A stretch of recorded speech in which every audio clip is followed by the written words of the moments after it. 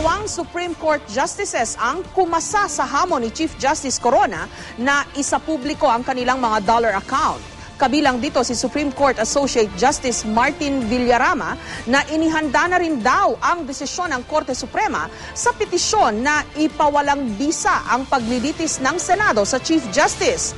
Pero magiging moot and academic o baliwala na raw ang desisyon kapag nagbaba na ng hatol ang impeachment court.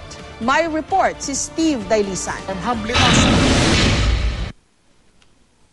I am humbly asking all 188 complainants from the House of Representatives, led by the congressmen in the prosecution panel and Senator Franklin Drilon, to join me in a moment of truth. I am asking them to sign these blank forms and to join me sapagkat hiling po ito ng bayan. Wala halos pumatol sa hamon ni Chief Justice Renato Corona. Karamihan, nagkibit-balikat lang. Sa 23 Senator Judge, tanging si Senator Chufisto Gingon na III lang ang nagdeklara ng dollar account sa 2011 SALN. Ang ibang senador, tanging cash o cash on hand and in bank lang ay dineklara. Habang ang iba, isinama rin naman daw ang kanilang dolyares sa kanilang SALN pero kinonvert na raw ito sa pesos. No, I don't use it. Wala naman, kinuha na na. They have confiscated everything that my family has owned.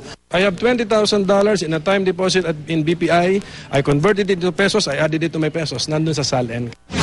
Sa mga congressman prosecutor naman, umamin sina Congressman Sonny Angara at Congressman Neptali Gonzales II na may dollar account sila. Nakadeklara raw sa SALN nila pero converted na sa peso. Ang dineclare ko po yung peso equivalent niya. Hindi mo naman kasi dinideclare na dollar niya, but you always declare the peso equivalent. Si Pangulong Aquino wala rin daw dollar account ayon sa text message mula sa Malacanang. Ang ilang kasamahan ni Corona sa Korte Suprema handa raw tumugon sa hamong ito sa ngalan ng transparency, tulad ni Associate Justice Roberto Abad. Hindi ko na masyadong pinag-isipan dahil wala naman talaga akong itatago. Yun lang dahilan. Pero do you encourage also, sir, mga justices? Ayoko magsalita. Ganito rin ang tingin ni Associate Justice Martin Villarama. Kaya nga Pebrero pa lang, iniutos na raw niya sa Clerk of Court na ilabas ang kopya ng kanyang Statement of Assets, Liabilities, and Net Worth o SALN. For transparency only, I declared there certain assets, real properties, cash and bank, some jewelries. Ano bang gusto waiver? Sa bangko? Yes, sir. Andiyan sa BPI, UN Avenue, tsaka sa East West. Pipirma ako kung gusto nyo. Bibigay ko pa yung account number.